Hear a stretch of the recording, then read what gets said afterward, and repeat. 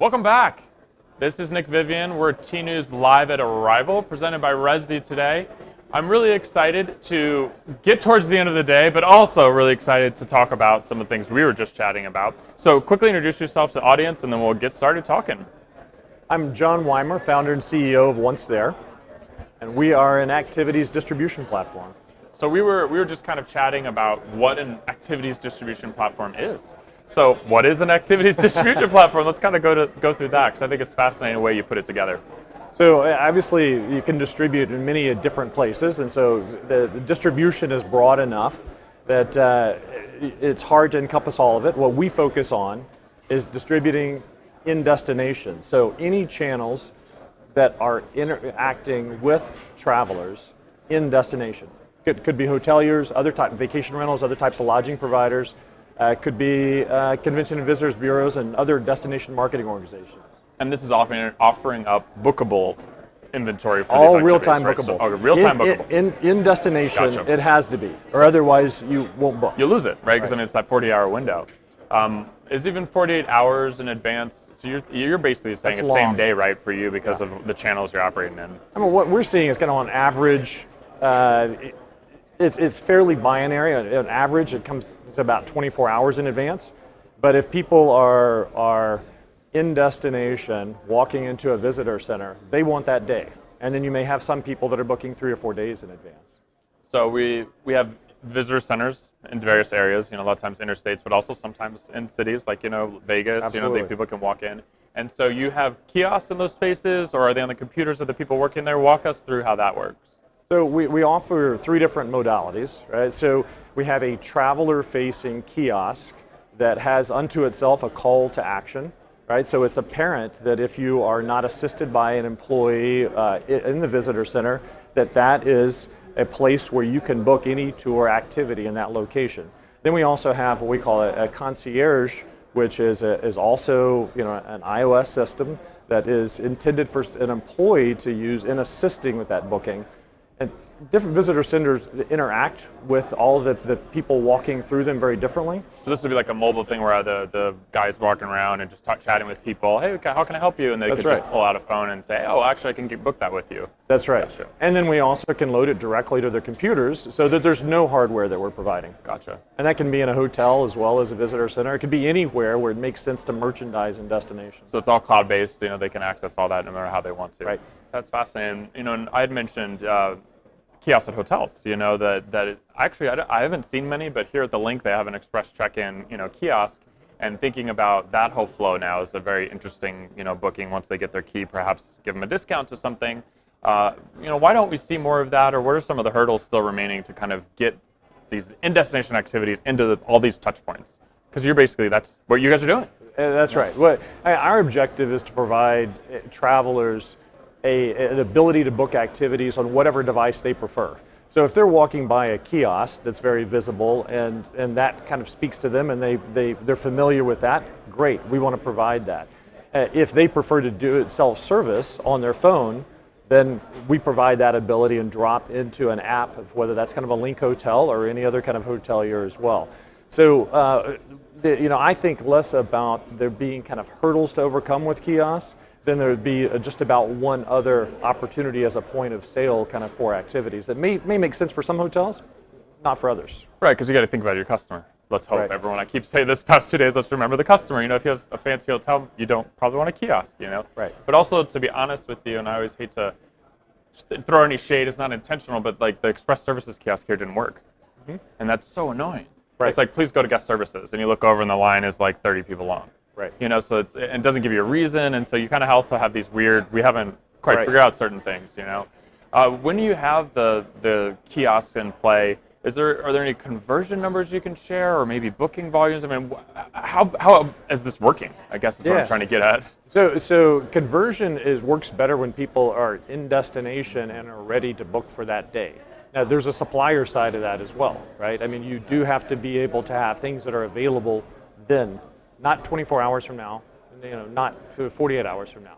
So we work that kind of from both ends, but overall the conversion within a visitor center is much higher than it is, let's say, through kind of a website or other kind of digital means, just because They are there. They are ready to consume.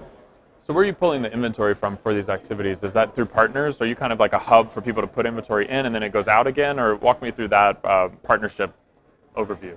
Yeah. We are essentially a hub. I mean, we source the alternative means. And what I mean by that is we have direct API connections with a lot of reservation management softwares that are powering tour and activity vendors. All right, so for there, it's all real time. You can't have real time unless you're integrated into those systems. And there are some occasions in which you may have a local kind of hotelier that they have a partner that's really, really important to them that's not using a reservation management system. And so we have a nifty way to kind of connect them in specifically for that distribution outlet. So you just have that set up, and then is that inventory then manually inputted, or how do you keep the real-time flow of that? You just make your own little mini API kind of thing, or is it really kind of works itself out. And what I mean by that is we're not interested in a lot of kind of manual kind of activities that then won't scale. But how it works itself out is usually if you have a local distribution channel that says, I really care about this tour operator. That tour operator usually also really cares about that hotel. So if you provide them a way to connect in, that they have their own incentive to keep that availability working for that channel, and they'll take care of them. Relationships first. Yep. Right. You just got to keep on that. How are the travelers, the traveler behavior? How long have you guys been in business again? We launched in Q2 of 2016. We started in 2015. Okay, fairly new. Yeah. Okay. That's maybe the question's a little less relevant, but trying to understand the traveler behavior. So you said 24 hours is probably even longer given the context of what you guys are doing. Do you find that the traveler behavior is at a point where tours and activities can finally, someone called it the redheaded stepchild, that lovely phrase, of travel. Can it finally start really driving these like a massive amount of bookings for hotel partners, for these channels? Is this the tipping point? Now, especially with you guys around and making it easy to do. Yeah, so I think of tours and activities much more kind of the golden goose than I do, right? Love it. Yeah, the redheaded stepchild. We have the redheaded stepchild that's worth $130 billion. That's a great redheaded stepchild. Yeah, and then the freshest numbers, 147, kind of growing to 180 billion by 2020. So that's a far from redheaded stepchild status. I think that the thing that everyone in this sector, everyone here at the Arival event encounters is that it is a more challenging sector. The supply is more fragmented, right? Just objectively, it is much more fragmented. And it's fragmented across a more diverse universe of suppliers. I personally came from the vacation rental space, right? For the better part of a decade in the vacation rental space. Very fragmented supply, but essentially one type of provider, right?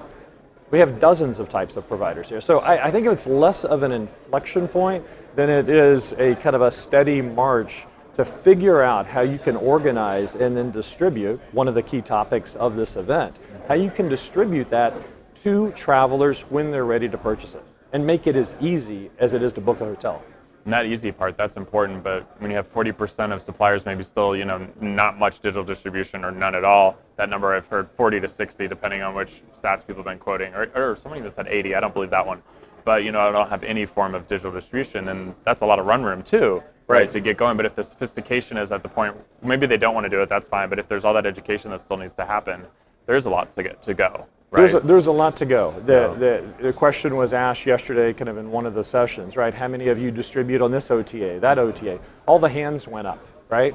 That's kind of logical, but all the people that are here are distributing. Yep. There are, for every person that's here, right, there are 50 who aren't, right, who aren't distributing. So there's a long way to go. And for various reasons, right? And so for the vendors, they have to basically, their sales pitch is very targeted because some people are just lifestyle. I like paper. I don't trust apocalypse. There are going to be so many different types of responses.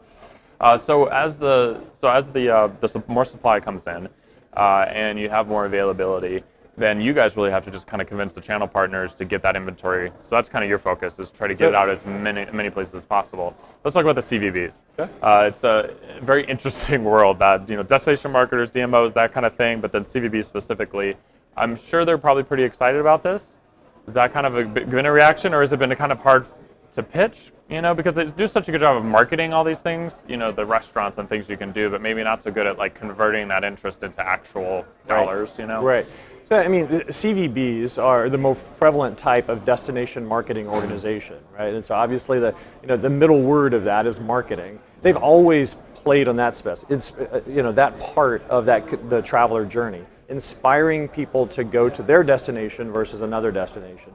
The thing that I think that activities presents as an opportunity is for them to be engaged with the traveler all the way through the stay, right, through the trip. So a lot of them see that as an opportunity, and they get that.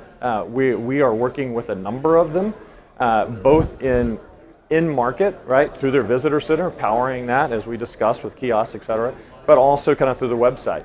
Some are struggling with it. Some are not sure whether they just want to continue to be kind of marketing and to be engaged through the stay, and others embrace that opportunity to be engaged from the beginning all the way to the end. And resources is probably also hard. You know, That's if there's right. only 6 people in the group, they're like, I don't need something else to do. Let's just do what we got. We're going to wrap it up here, but I wanted to also ask then about, the convention part of that word too. You know, business travel and events. And, we talked a little bit around that, but booking activities at conferences and, pulling in event organizers and all that process. It seems like your tool would be perfect for that kind of thing. We think so. Yeah, right? I think that's could be a huge business. So, right. just talk about that a little bit.